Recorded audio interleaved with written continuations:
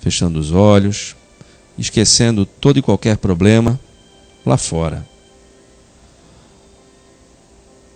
E vamos pedir ao nosso amado Mestre Jesus que, em nome de Deus Pai, nosso Todo-Poderoso, possam nos proporcionar um momento de reflexão e que tudo aquilo que será dito na noite de hoje pelo Lothar, nessa palestra, possa ser absorvido por nós da melhor maneira possível e que possamos todos levar para os nossos lares e para a nossa vida um pouco mais de aprendizado e que também a Vanilda possa fazer uma leitura esclarecedora. Que assim seja.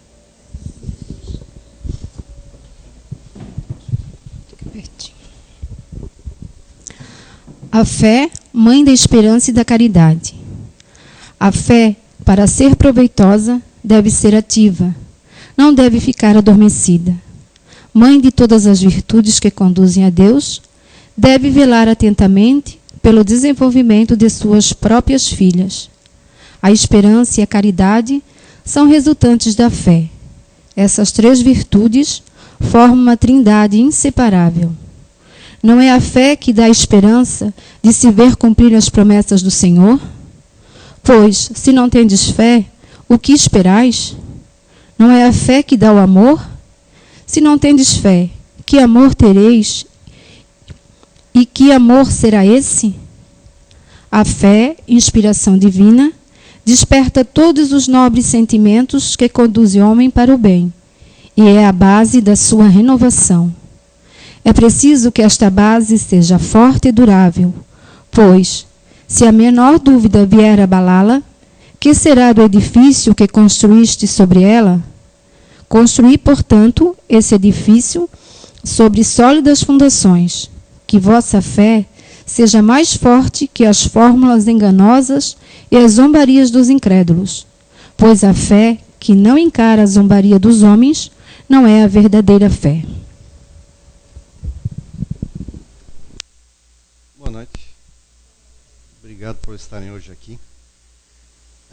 Sobre esse tema de identificadores de comportamentos naturais da educação, esses 35 minutos que é o tempo dessa palestra, isso é um instante só da nossa vida de a gente tentar aprender alguma coisa.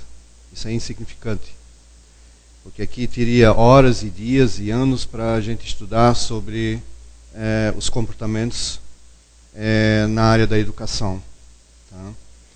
Só que na área da educação nós temos assim, duas figuras importantes. Tá? Tem o educador e o educando. Educador, professor. Educando, aluno. Educador, pai, mãe. E educando, filhos, netos e netas. Tá? Só que esse avô ou esse pai, ele também é um educando de alguém. Ele também já passou essa vida toda estudando. E como nós também, nós estamos sempre estudando, aprendendo alguma coisa. Como o Júnior falou aqui sobre o curso que vai ter às quintas-feiras, SOS Emocional, quem fizer realmente vai aprender os verdadeiros comportamentos nossos e as habilidades e inabilidades que tomam rumos em excessos ou a falta deles para certas atitudes da nossa vida. Porque ali muito é falado sobre relacionamentos, mas o relacionamento, a maioria entende que é entre o esposo e a esposa. Tá? Não, mas existe também o relacionamento entre o pai com os filhos, o relacionamento com o vizinho, com os parentes nossos. Tá? Tudo é uma relação. E a gente sempre precisa também deles, porque eles atiçam as nossas habilidades. E quantas vezes alguém não atiça, né? Que a gente possa talvez explodir, ou falar algumas coisas, ou sair fora da linha, ou dar o parabéns para ela que ela teve essa atitude. Quantas vezes a gente tem pessoas que não nos falam só dizem assim, você está fazendo errado. Mas o que eu estou fazendo errado? E tem pessoas que não dizem, vamos dizer, na cara, assim, na lata, assim, ó, você está fazendo errado por causa disso, disso, disso. Tá? Então isso é prejudicial, tanto para nós como para eles também. Tá? Dentro da área da educação, talvez o tema ele leva mais a vocês pensarem assim, é educação na escola. Também. Porque a educação também temos dentro da nossa casa. Tá? Dentro do nosso trabalho. Dentro da roda dos nossos amigos também existe alguma educação. Alguma coisa que se aprende, né? Então, vamos só primeiro ver o que é o educador, que seria o professor, aquele que ensina, tá? É aquele que adquiriu o nível de cultura que o ajudará no desempenho da sua atividade, que é direcionar ele. Tá? Dando-lhe direção ao ensino-aprendizagem. O educador fará a mediação entre o coletivo social e o individual do educando. Tá? O educando é um membro da sociedade que possui caracteres de atividade. Tá? Ele faz certas atividades. Sociabilidade, historicidade e praticidade. Tá? Isso quer dizer que cada um de nós que é aluno, ele tem a sua história, tá? Ele tem a sua maneira de fazer as coisas, tá? A maneira de lidar na sociedade com outras pessoas, tá? E a própria atividade do seu dia a dia. A maneira da educação de mostrar isso. Cada um tem uma maneira de ensinar. E cada um também tem a sua maneira de captar essa educação que esse professor está nos passando. Pode ser um pai. Pode ser uma mãe, pode ser o meu irmão, ou até o nosso filho também. Ele também pode ser um educador do pai. Tá? Muitas vezes ele dá umas lições interessantes para a gente. Tá? O educando necessita da mediação do educador. Tá? Claro, quem está aprendendo, ele sempre precisa de um professor para se orientar, para saber se ele está certo, indo no caminho certo. Mas o mesmo não deve ficar atento ao fato de que o educando é um sujeito como ele. Tem horas que o professor é aluno e tem horas que o aluno é professor. Vamos tomar só essas duas pessoas, tá? Então, uma hora ele é aluno, outra hora ele é professor. E às vezes inverte seus papéis. Então, aí cada um aprende. Tá? Capacidade de ação, crescimento, conduta, inteligência, criatividade, avaliação e julgamento. Tá? Então são as coisas que é feito, que cada um age. Né? Aí agora, propriamente falando sobre a educação, existe uma lei aqui no Brasil, que é a Lei 9.394 da Educação. Tá? Quem é da área deve conhecer isso. Né? Eu só vou ler um pouquinho de uns tópicos, que é bem interessante. Porque tem muitos itens dela, parágrafos dela, que tratam do nosso aluno estar dentro de uma sala de aula. Só dá essa garantia de ter acesso à escola. Tá? Mas eu vou ler umas outras coisas que é bem interessante, que essa lei da educação ela abrange muito mais longe. Só que eu enxergo, isso é a minha visão, tá? De que tem certos educadores e entidades, vamos dizer, escolas ou faculdades, ou grandes historiadores pedagogos que tem aí no Brasil até fora, eles enxergam isso de uma maneira diferente. E aí eles padronizam e formam uma matrix que é fazer com que todo mundo tenha que aprender a mesma coisa. Tá? Porque na verdade nós não somos iguais a todo mundo. Cada um tem as suas habilidades. Tá? Essa lei ela abrange assim, ó, a educação abrange os processos formativos que se desenvolvem na vida familiar. Então, essa lei já entrou a educação dentro da família. Tá? Na convivência humana, no trabalho, nas instituições de ensino e pesquisa, nos movimentos sociais e organização na sociedade civil e nas manifestações culturais. Aqui ela entrou em todas as áreas. tá? A educação. Aí o segundo parágrafo, tá? A educação escolar deverá vincular-se ao mundo do trabalho e à prática social. Tá? Aqui ele só abrange duas áreas, tá? O trabalho e a sociabilização. E cadê a própria formação moral desse indivíduo, dessa nossa criança lá na escola? A formação moral.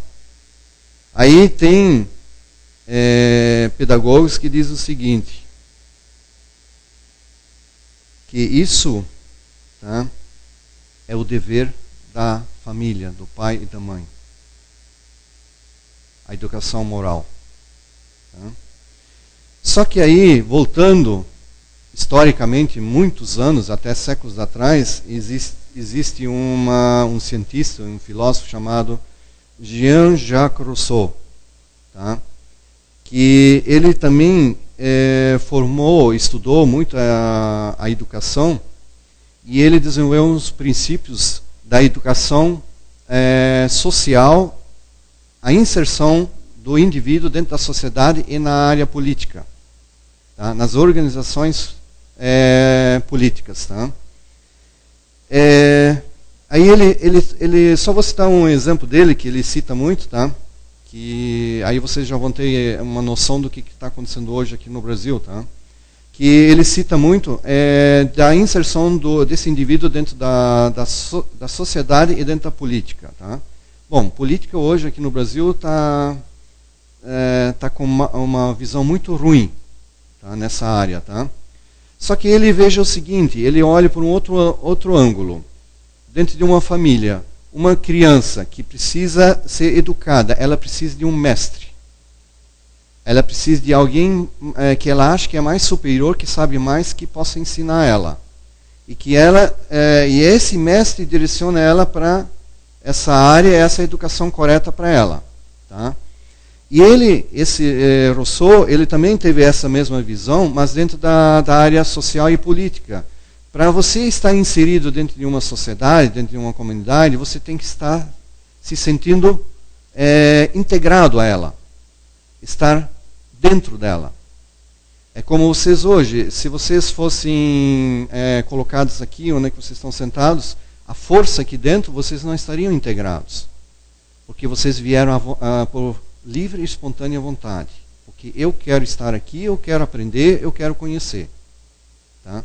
E dentro da política, ele analisa esse jeito de que esse indivíduo ele vai consultar alguém para ser ajudado a alguém superior a ele, que seria um mestre. Ela é citada assim, eu vou consultar um senador. Tá? Então, ele vai dar boas direções para esse indivíduo. Tá? Que hoje, na verdade, isso a gente não vê isso. Colocando na área política. Mas vamos levar isso para dentro da nossa família. Tá? Eu, como pai, dar uma educação para o meu filho. Qual é a minha moral de ensinar as coisas corretas para ele? O que eu conheço? Tá? O que eu sei? E o que eu posso dizer para o meu filho? Isso eu não conheço. Eu vou ter que estudar, vou ter que procurar, vou ter que pedir ajuda. Algum lugar eu preciso buscar isso. Tá? Se vocês olharem as fotos de antigamente de uma escola, você vai ver todas as carteiras, uma atrás da outra, as crianças, um quadro negro e o professor ali na frente. E qual é o modelo de escola hoje? Não foge muito disso. Tá? A prática como essa educação é dada é desse jeito, ainda hoje. Tá? Só que, agora, olha essas crianças daquela época, um século atrás, como é que elas brincavam? Aonde elas brincavam? E hoje, onde é que estão as crianças? A maioria está assim, né? Ou estão no celular, ou estão no... novas tecnologias. Ou estão com fone de ouvido e estão assistindo a aula dentro da sala e assistindo um vídeo. Tá? E assim vai. E aí essa lei dessa educação, ela ainda quer ensinar a mesma coisa para essas crianças, a mesma coisa. Elas não têm como aprender a mesma coisa. Eu já escutei de alguns adolescentes, para que eu vou estudar esta matéria? Que finalidade ela vai ter na minha vida? O que isso vai me ajudar? Tá? Então, assim, levando essa educação para dentro de casa, também tem certas coisas que a gente tem que podar nas crianças, nos nossos filhos. E tem outras que a gente tem que instruir elas para que elas não caiam lá na frente. Principalmente em drogas, na parte sexual, na parte moral, de subtrair coisas das outras pessoas, o próprio bullying. Tá? Porque hoje é fácil você entrar lá no Face e detonar um amiguinho lá. É fácil. E pode até fazer anonimamente. Né? Inclusive, nesse dia, semana passada, fui descobrir de uma adolescente ansiosa para saber quem vai ser os amiguinhos da sala de aula para agora mês de fevereiro, que vai começar as aulas, né? Quem vai ser? Aí cada um foi dizendo, fulano vai fazer parte, fulano vai estar. E quem é fulano? Tá? Então alguém lança, tá, na rede social uma pergunta, fulano e tal, como é que ela é? E todo mundo vai respondendo. Alguns respondem em off. Aí eles vão conhecer toda o que as pessoas acham dessa pessoa, dessa criança. Agora, e essa criança? Será que alguém perguntou para ela se ela é tudo isso? Porque ela pode ser bem diferente. Porque é a impressão que ela deixou para alguém, ou que ela foi mal entendida numa frase. Tá? Então é duro isso. Tá? Por um lado, a rede social ajuda muito. Agora, se tu usa para o lado do bem ou para o lado do mal. Tanto faz. É a mesma coisa existem certas drogas que ajudam a combater doenças. Agora, se você ingerir elas, ela pode te matar. Tá? Então, seria mais ou menos a mesma coisa. Dentro dessa lei ainda, existe um segundo item que diz dos princípios da educação. E aí tem 12 itens. Tá? Só tenho 2 itens que me chamou a atenção, os outros tudo material, físico. Tá? Esses aqui não. Aí ele diz o seguinte, dentro da escola, cada aluno ele tem liberdade de aprender, tanto o professor como o aluno. Tá? Liberdade de aprender, ensinar, pesquisar e divulgar a cultura, o pensamento, a arte e o saber. Mas como eu, como um aluno, posso empreender isso aqui, liberdade de aprender, ensinar, pesquisar, se me são apresentadas as disciplinas e as regras dela que tem que seguir? Eu participei nos últimos 2 anos de uma pós-graduação e nela foi levantado alguns tópicos de outras áreas, aí o professor disse, isso nós não podemos discutir aqui. Mas está aberto. Porque a aula foi escrita, as disciplinas estavam lá e tem que ser seguido. E só dentro dessas áreas podia ser discutido. Tá? Apesar que o professor era muito aberto, então foi discutido sobre isso, mas não valia como aula. Tá? Então, aí eu não tenho essa liberdade. E nem o professor também não tem. Porque ele tem que seguir regras dentro da escola.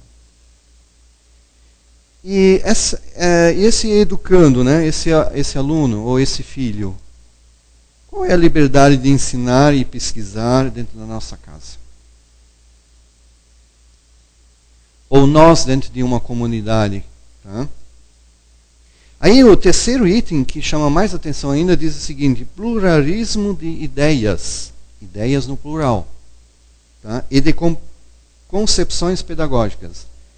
Pluralismo de ideias, sabe que dentro de uma escola ou dentro de uma casa existem as reuniões, inclusive dentro de casa também, os pais com os filhos, quando tem alguma coisa para discutir, e na escola a PP ou a própria direção que chama os pais, os filhos e vai discutir. Pluralismo de ideias ali quer dizer que cada indivíduo nessa reunião tem a sua ideia. Por isso está no plural aqui. Quem elaborou isso foi muito inteligente, tá? Porque cada pessoa dentro dessa reunião, como hoje vocês aqui também, cada um tem um pensamento sobre isso. E eu tenho que respeitar isso. Cada um tem que respeitar isso. Tá? Pode não estar certo. Ou pode. Mas nós podemos discutir sobre isso e levantar questões sobre isso. Para tentar resolver o problema em questão. Se for um problema dentro da família, com os filhos, e alguma coisa que ele aprontou ou que ele deve tomar cuidado, então você tem que conversar. Só que as partes têm que estar abertas para escutar e para refletir e para discutir. Discutir não é brigar, tá? Não chegar e dar um soco em alguém ainda, mas é discutir mesmo, é troca de ideias, tá? Isso aqui é muito importante, só que isso também não é feito. Sabe que numa reunião onde é discutido ideias, aquele que está discutindo ou refletindo sobre isso vai influenciar muito as paixões pessoais dessa pessoa. Tá? Ela vai tender a ir para o caminho das suas paixões, daquilo que ela gosta e não gosta. O que é bom para mim, mas não interessa para vocês. Então eu vou seguir este caminho. Tá? Então dentro de uma escola, quando tem essas reuniões APP, também acontece isso. Que cada um tem a sua ideia, mas essas ideias vão proteger o filho dele, de cada um. Tá?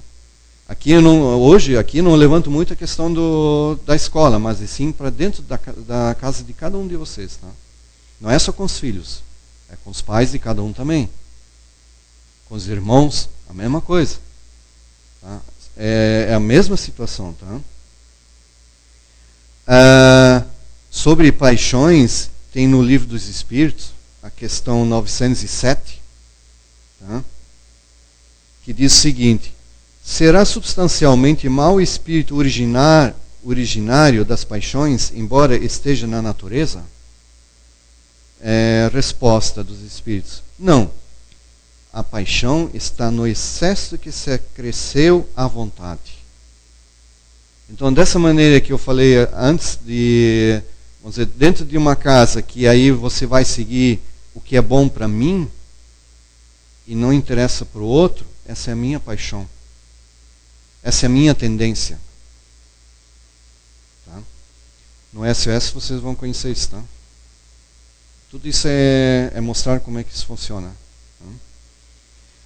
Continuando aqui, visto que o princípio que lhe dá origem foi posto no homem para o bem. Essas paixões, elas são para o bem nosso, para nos conduzir. Nós termos atitude, nós termos um emocional, ou nós refletirmos sobre certas atitudes, ter o tempo para pensar, refletir do que a gente fez ou não fez. E também se colocar na parte emocional, como é que você vai se sentir se eu fizer isso? Se eu fizer isso contigo, como é que eu vou me sentir com isso? Eu estar no teu lugar. Eu me colocar lá no outro lado e eu falar isso ou fazer isso que eu iria fazer contigo. Como é que eu vou me sentir? Continuando a resposta. O abuso dela se faz é que causa o mal. A paixão, ela vem para a gente alavancar as coisas. Mas o excesso dela, tá, faz com que a gente faz mal para a gente e para o próximo. Tá? E na questão 908 do Livro do Espírito, pergunta ao Allan Kardec: como se poderá determinar o limite onde as paixões deixam de ser boas para se tornarem más? As paixões são como um corcel. Corcel aqui no caso é um cavalo. Se você está sentado e está dominando as rédeas dele, você dirige ele para qualquer lugar. Agora, se você afrouxou as rédeas, aí ele te leva a qualquer lugar. E você tem que acompanhar ele. Tá? Que só tem utilidade quando governado e que se torna perigoso desde que passe a governar. Então isso quer dizer o seguinte: a paixão, eu tenho que dominar ela. não quer dizer que eu devo dominar, mas eu tenho que saber aonde ela pode começar a fazer mal a alguém. E quando fizer mal a alguém, ela faz mal para mim também. E mal a mim, ela já pode fazer um pouquinho antes. Um exemplo assim, a gente julgar as pessoas sem conhecer ela, sem saber nada dela, ou achar que ela fez isso ou aquilo. Fofoca, mesma coisa. Fofoca é julgar também, tá? Porque às vezes a gente não conhece a verdadeira história daquela pessoa, porque ela pode ter tido um trabalho enorme para estar naquele estado. Mas todo o trabalho que essa pessoa tem, ela tem, por algum motivo, algum mérito. Ela vai conseguir fazer alguma coisa boa. Tá? Uma paixão se torna perigosa a partir do momento que ela deixais de governar, de poder governá-la, e que dá em resultado um prejuízo qualquer para vós mesmos ou para outrem. Então essas são as paixões. Inclusive a Igreja Católica tem as 7 paixões, os 7 pecados capitais, mas um pouco distorcidos do que é falado aqui, tá? Porque eu posso dizer assim, a avareza, ela pode ser boa e também pode ser mal, tá? Quer dizer, eu posso ter uma atitude agora, nesse exato momento, diante de uma atitude que você me fez ou que você falou, eu também posso ficar quieto, pensar, porque ela pode ser boa nos dois casos. Porque se eu revidar no ato, eu poderia estar fazendo um duelo com ela. E poderia criar uma história, um entrave tão grande, tá? E aí essa posição de minha de ficar quieto, ela é boa. Agora, se eu ficar quieto assim, não ter nenhuma atitude, que o meu filho está lá se afogando, aí vai ser ruim. Aí ela é ruim. Então sempre tem que avaliar, que isso pode ser bom, pode ser ruim. Tá? Aí vem aquela coisa, qual é a finalidade que eu utilizo isso? Para que eu utilizo isso? Se é para fazer o bem? Tá? Não tem aquela palavra, já escutei algumas vezes, as pessoas dizem assim, eu fiz uma mentira do bem. Tá? Mas como? Mentiu, né? Tá. Mas a mentira do bem ali quer dizer o seguinte, porque se tivesse contado a verdade, podia ser muito mais trágico. Tá? Por isso é a mentira do bem. Tá? Porque às vezes as pessoas ainda não estão preparadas para conhecer a verdade, então tem que vir em homeopatia, tá? Pouco em pouquinho. Tá? Até ficar bem sarado, sadio e forte. Porque aí qualquer coisa que vem ao contrário não vai te abalar. É a mesma coisa uma estrutura de uma casa, né? Se tu não fizer os alicerces bem firmes, tá? Então o que vai acontecer? O primeiro vento ou água que vier pode desabar tudo.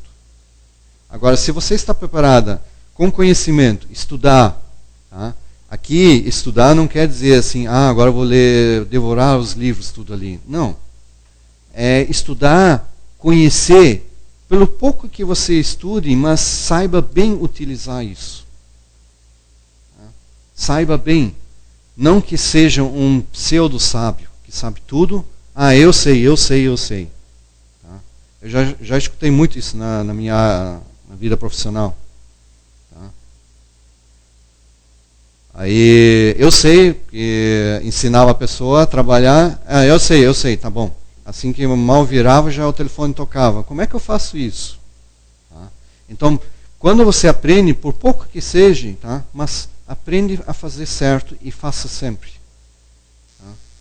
não tenta saber tudo, porque muitas coisas a gente não veio preparado para isso, tá? Nessa vida. Tá? E pelo pouco que tu sabe, ou pelo pouco que você conheceu, não quer dizer que você seja inferior. Eu vou me colocar diante do Júnior aqui, ele fala tão bem, podia ser radialista. Tá? Aí eu não tenho essa voz, uma coisa assim, esse conhecimento que ele tem. Mas, com certeza você também tem algo que ele não tem. Você conhece algo que ele não conhece. Assim, eu também. Tá? A única coisa que falta é nós dois sabermos o que um não tem e o que o outro tem. Que aí poderia haver a troca de informações. E aí vem a educação. Tá? Mas para isso eu preciso estar aberto a conversar com ele. Porque se eu não conversar com ele, só ficar assim, oi, boa tarde, boa noite, tchau. Eu vi o Júnior lá no oceano. Tá? Aí nunca vou conhecer ele, nunca vou saber o que ele conhece. Tá? Ou até mesmo, se vocês pegarem algum livro ali na biblioteca e começarem a ler, tem um tópico interessante, pergunte a alguém. Pode ser até um outro frequentador, que já vem bastante tempo, pode ser alguém da casa aqui. E se não souber responder, então vamos procurar, vamos descobrir. Problemas com os filhos, tá? Vamos dizer, de relacionamento, o SOS emocional, ele é ótimo para isso. Tá? Porque eu digo assim, na vida, de tudo que eu dizia na minha vida que eu não gostava de fazer, ou eu não gostava de comer, tá? Ou não gostava das pessoas, eu tive que experimentar. Algum momento da vida eu experimentei. Tá? E parece assim que toda vez acendeu uma lâmpada assim, te lembra daquela época lá, tu falasse isso, não gostava? Tá? E parecia assim, automático isso. Tá? E aí? Agora eu experimentei e eu vi diferente isso. Tá? Então, como eu falei antes de julgar alguém, das fofocas, coisa assim, cuidado, a gente tem que tomar um grande cuidado. Daquilo que eu falo muito, que eu gosto de falar para as pessoas, ou de me exibir, ou de falar de alguém, ou eu dizer, fulano fez isso, eu não gosto disso, não sei o que, tudo. Tá, cuida, porque o fulano, esse fulano que você está falando, ele é teu espelho. Em muitas coisas é porque eu não gosto disso dele, mas ele não está nem aí para isso. Ele está seguindo a vida dele, está feliz da vida. Então, daquilo que eu falo do outro, cuidado, porque eu estou olhando no meu espelho. De manhã levanta, lava o rosto, né? Tu olha para o espelho, né? Quem é que tu vê lá dentro? Então, quando eu reclamo de alguém, cuidado, porque o problema é meu. É eu. Não vou dizer que sempre, mas a maior parte é eu. Porque eu não gosto daquilo. Porque aquilo lá me atormenta, me aborrece. Tá? Então, isso pode ser um grande problema, mas tem como se melhorar nesse espelho. Parecer uma pessoa bonita lá depois.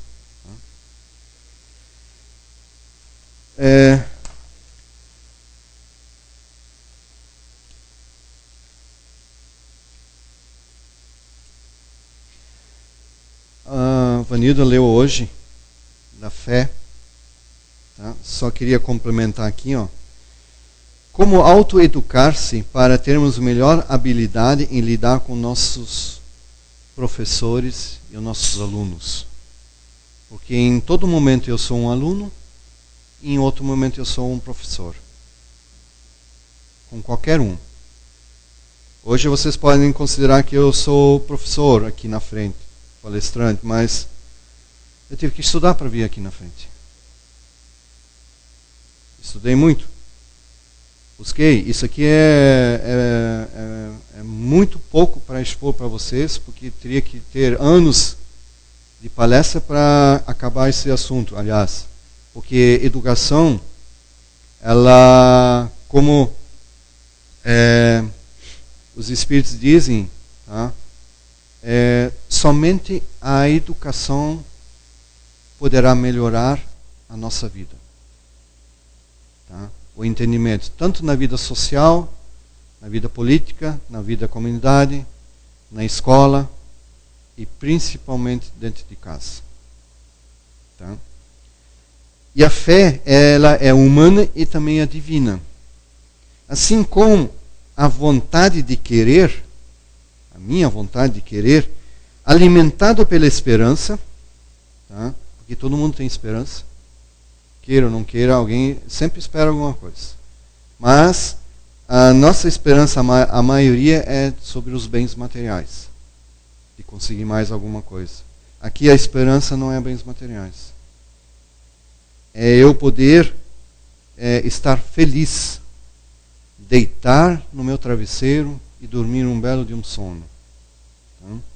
E a fé é racional e na ação, quer dizer, atitude, ela nos traz à tona grandes prodígios armazenados no íntimo de cada espírito e muito mais no encarnado. Isso está dentro do Evangelho segundo o Espiritismo. Tá? Então, quando você se encontra diante de uma pessoa ou de uma criança e vocês estão na figura de professor, tá? Se lembrem que eu preciso também me educar para conseguir passar um bom exemplo para ele. Porque as nossas crianças, elas nos copiam nas atitudes, nos modos, pensamentos, e eles seguem isso, tá? E aí quando eles não encontram isso dentro de casa, aí os amiguinhos deles fazem isso, tá? E aí os amiguinhos, a gente não sabe quem é. E aí em algum momento a gente se depara com um grande problema. Tá? Eu desejo que vocês consigam passar por cima disso e sempre conversar e conversar e conversar com os seus filhos. E não só com os filhos. Toda a família em si, qualquer tipo de grau de parentesco. Até com vizinhos também. Tá? Às vezes a gente só sabe que ele mora alguém ali do lado. Tá? E só precisa dele quando a gente precisa ir no médico ou socorro. Às vezes a gente não sabe nem o que está acontecendo lá. Tá? Obrigado, tá? Uma boa semana para vocês.